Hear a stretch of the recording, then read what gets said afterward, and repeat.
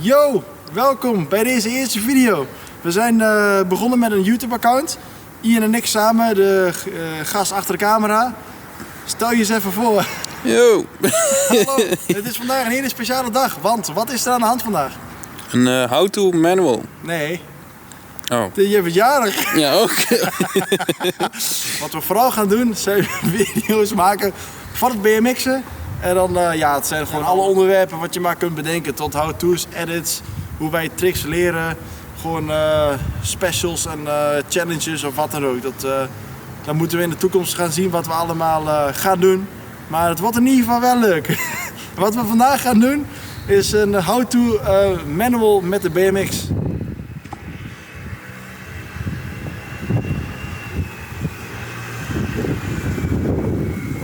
Oh shit.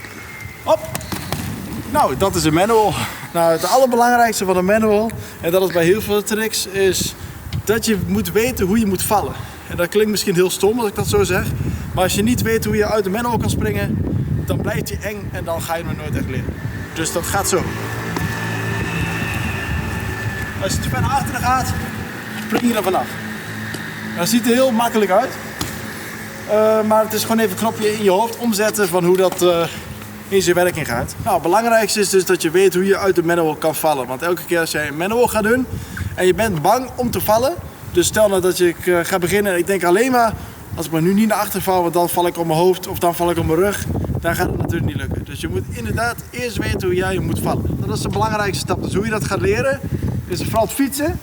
En je gewicht helemaal naar achteren te trekken en dan eraf springen eigenlijk.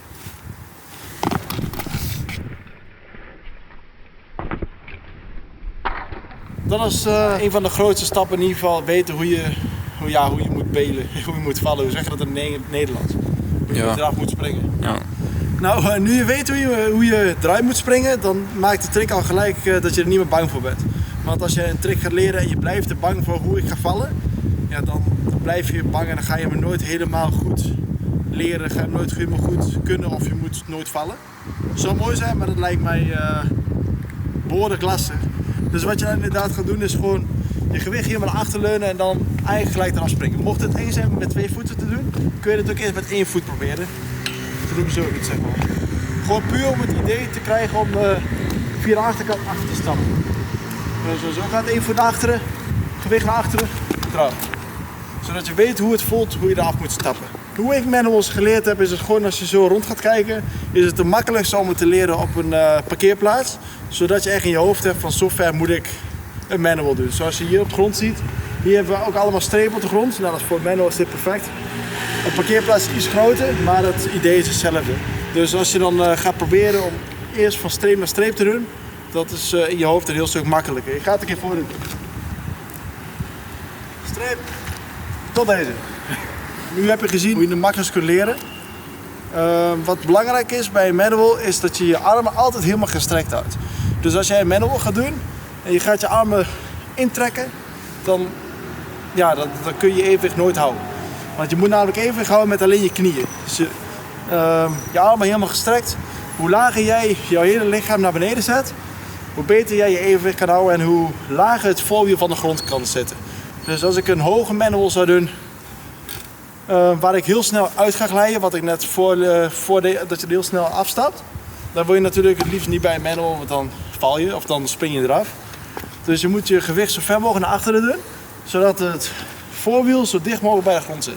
Dus als je dan op je eigen achterwiel gaat zitten en je drukt je voorwiel iets van de grond af, dit is een beetje het idee wat je moet hebben bij een manual. Dus gewoon je lichaamsgewicht laag, je armen helemaal gestrekt. Je gaat hier voor een keer doen, dat je kunt zien wat ik bedoel met voorwiel hoog en laag. Ik doe hem eerst laag, daarna doe ik hem hoog. Dit is laag. Lichaamsgewicht laag, voorwiel laag van de grond. Wat er namelijk gebeurt als jij een manual doet en jij legt te veel nadruk op jouw lichaamsgewicht naar voren, dan komt dit er zo uit te zien.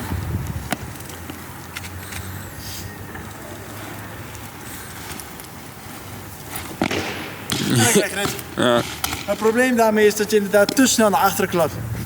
Nou, wat je veel ziet als jij op een skatebaan bent of ergens, wat ik zelf ook heel vaak zie, is als iemand een manual wil leren dat hij dit doet. Dat je dit gaat doen. Nou, dat lijkt natuurlijk helemaal niet op een manual. Nou ja, je voorwiel komt van de grond af. Maar je krijgt het gewoon niet voor elkaar om daar evenwicht uit te houden. En dat komt gewoon puur omdat je hele lichaamsgewicht nog naar voren staat. Dus zeg maar, als jij een manual doet, dan moet je echt achterleunen. Zoals wat ik net deed. Gewicht naar achteren, boven het achterwiel. Als je dat niet doet, dan krijg je dit. En dan is dat de grootste fout. Dus dit is inderdaad wat je dan doet. Je armen niet intrekken, maar gewoon gestrekt houden. Je lichaamsgewicht eerst helemaal naar voren en dan naar achteren, boven het achterwiel zo laag mogelijk. Mocht het zo zijn dat jij de manual van streep naar streep op een parkeerplaats of wat voor een plek dan ook kan, dan is het nu tijd om de evenwicht te bewaren. En hoe je dat gaat doen, is als jij in de manual zit en je voorwiel die dreigt te ver naar omhoog te gaan dat je eraf gaat springen, zorg je ervoor dat je je lichaamsgewicht naar voren plaatst. Dus dat je echt jouw complete lichaam naar voren gaat plaatsen. En je armen moet je nog steeds gestrekt houden. In wat voor situatie dan ook, moet je ervoor zorgen dat je armen gestrekt blijven.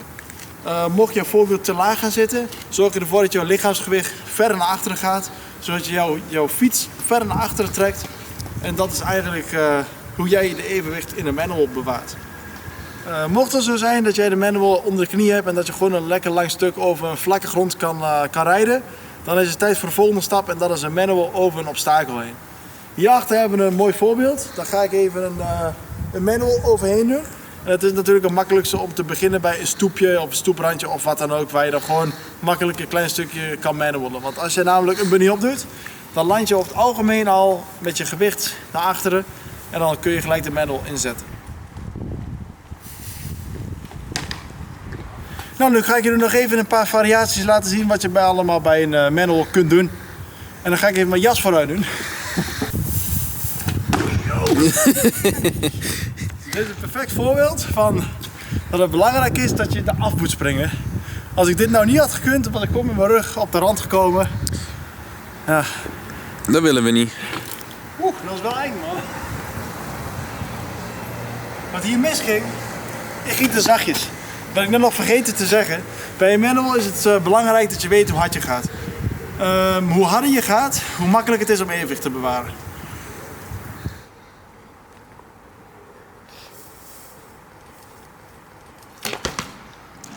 Yes.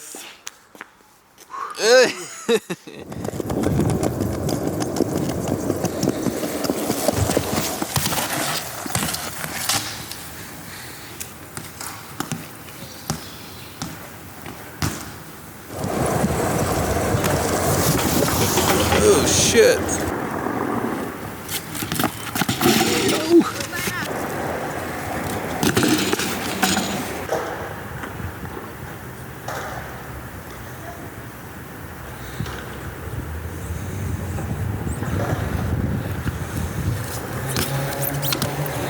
Ja. Yay. Dankjewel voor het kijken naar deze video. Mocht jullie hier nou wat aan hebben gehad en je vindt het een leuke video, vergeet dan vooral niet een like achter te laten. Mocht je dit soort video's nou vaker willen zien, vergeet dan vooral ook niet te abonneren. En tot de volgende keer. Yeah, staat er net op.